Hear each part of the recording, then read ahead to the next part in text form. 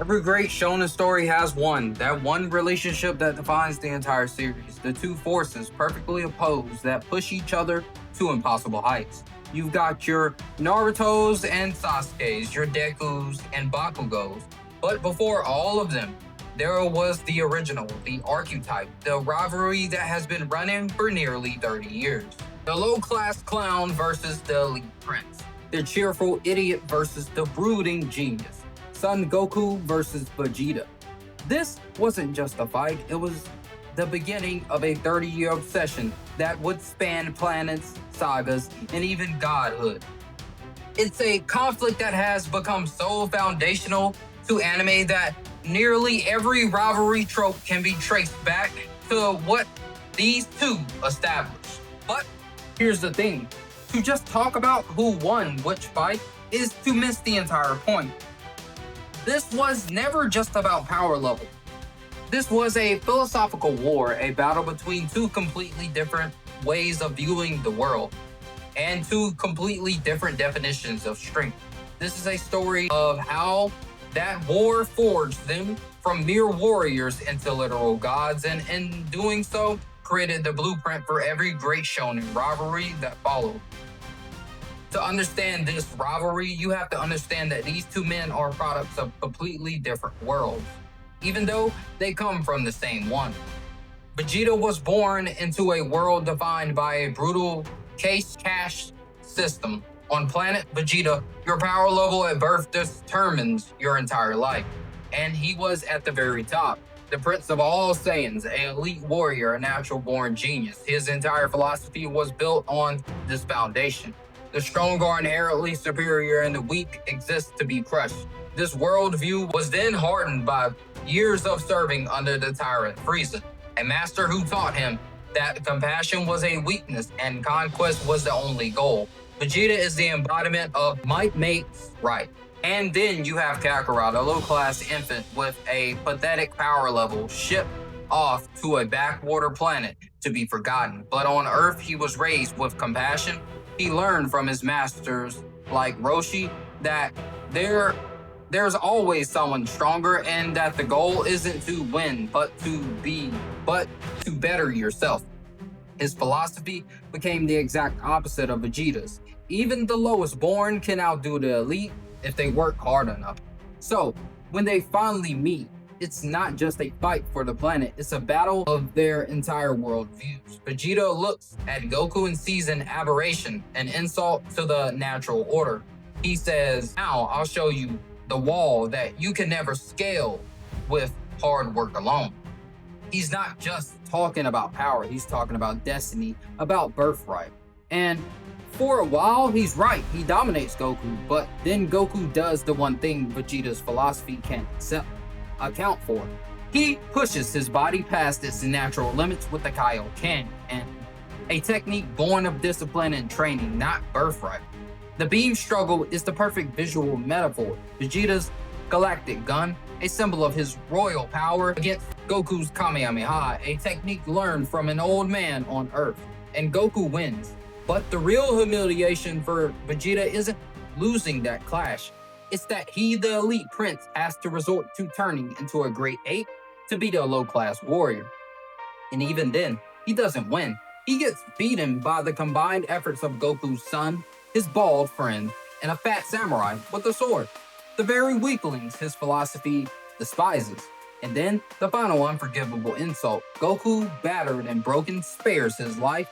In that moment, Vegeta didn't just lose a fight.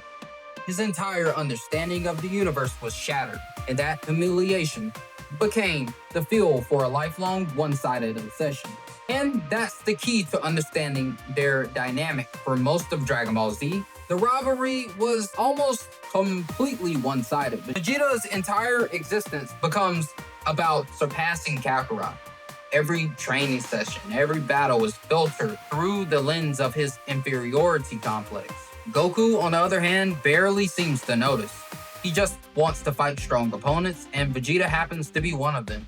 He sees a training partner. Vegeta sees the living embodiment of his failure.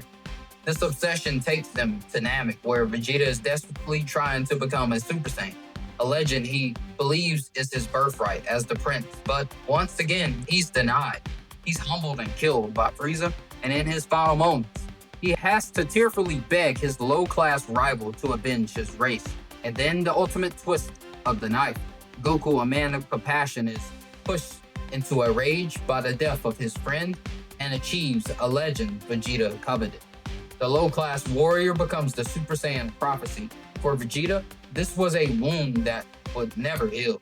The chase continues into the Android saga. Vegeta, through sheer relentless training fueled by his hatred of Goku, finally becomes a Super Saiyan. It's a massive moment of personal victory, but it's hollow. He's still just catching up. His pride is so fragile that he allows Cell to reach his perfect form, just to prove he can beat him at his strongest, a decision that nearly dooms the planet. Yet, in the same arc, we see the cracks in his armor. He swallows that same pride to help Gohan in the final beam struggle, a sign that the compassion he learned on Earth is starting to infect his warrior soul. This internal war comes to an head in the Buu saga. 7 years have passed. Vegeta has a family. He's been living in peace and he hates it. He feels he's become soft. When Goku returns from the dead for one day, radiating a power Vegeta can't comprehend, it breaks him.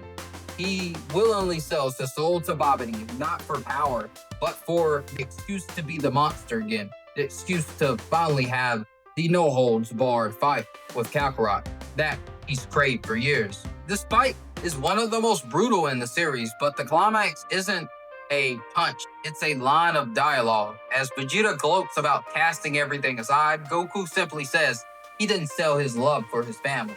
And in that moment, Vegeta's entire motivation shatters. He realizes he can't go back. He then sacrifices himself in a failed attempt to stop Buu, saying goodbye to Bulma, Trunks, and Kakarot. It's his first truly selfless act, and it leads to his legendary monologue at the end of the saga, where watching Goku fight Kid Buu, he finally understands, he finally admits it. You're better than me, Kakarot.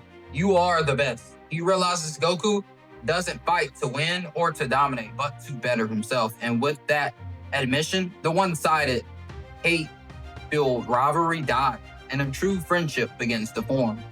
And this is where the true genius of their dynamic lies. If you look at their character arcs, Goku is almost completely static. He's a pure-hearted, selfless hero from the first episode to the last. He's a constant. He's the goalpost. Vegeta, on the other hand, has the single most compelling and emotionally resonant character arc in all of Dragon Ball. He is the one who has to change. He had to break himself down piece by piece, confront every ugly part of his pride and his past, and rebuild himself into something new. In the battle for character development, Vegeta wins, and it's not even close. He is the emotional core of the series. This new dynamic is front and center in Dragon Ball Super. They're no longer just rivals, they're partners. They train together, fight together, and their bickering has the comfortable edge of two brothers who know each other inside and out. The rivalry is still there, but it's healthier. It's a shared engine for growth, and this leads them to their ultimate evolution, their divergent paths to godhood. For the first time, they aren't just chasing the same transformation. They are finding power that is unique to their own philosophies. Goku achieves Ultra Instinct, a state of pure tranquility, of emptying the mind and letting the body act on its own. It's the ultimate technique for a martial artist who has spent his life learning from masters and seeking self-improvement, not dominance. It's the path of an angel. And Vegeta, he rejects that path. He finds his own ultra ego, a form that literally gets stronger the more damage he takes, feeding off of his own stubborn pride and warrior spirit. He's no longer following in Kakarot's shadow. He's blazing his own trail, finding a power that is uniquely his. It's the path of a god of destruction. One rises through connection and serenity, the other through conflict and pride. Their journey is legendary, from bitter enemies locked in a battle of ideologies to a one-sided obsession fueled by humiliation, and finally to respectful partners and friends who have found their own path to divinity. The impact of this dynamic on anime cannot be overstated. The contrast in their personalities, the way they constantly push each other to new heights, the slow, painful evolution from enemy to ally. This became the template. Without Goku and Vegeta, there is no Naruto and Sasuke. There is no Bakugo and Deku. They are the foundation upon which modern shonen rivalries are built. In the end, their story isn't just one of the greatest rivalries in anime. It's one of the greatest in all of fiction, because it was never just about who could throw a bigger energy blast. It was about what happens when two completely different philosophies of strength collide, challenging each other, breaking each other, and ultimately forging each other into something far greater than they could have ever become alone. But that's my take. What do you think, guys? Is Goku versus Vegeta the undisputed GOAT of shonen rivalries? Or is there another that you think does it better? Let me know your picks and your reasons in the comments. Seemlytuber out. Peace.